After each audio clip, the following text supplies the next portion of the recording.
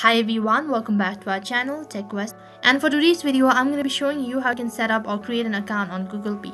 I'll be guiding you throughout this video. Make sure to watch this video till the end and follow the instruction as guided.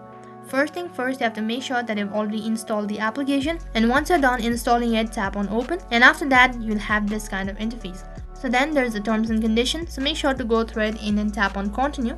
On the other interface, you have to enter the phone number, and once you're done entering the phone number, tap on next. So then you have to add a payment method. So for that you have to tap on add card, and on this page you have to select the type of card that you want to add it as a payment method. So once you select your card, next interface you have to enter the information regarding the card. That includes entering account number and then a CVC number, and once you're done entering it, tap on confirm.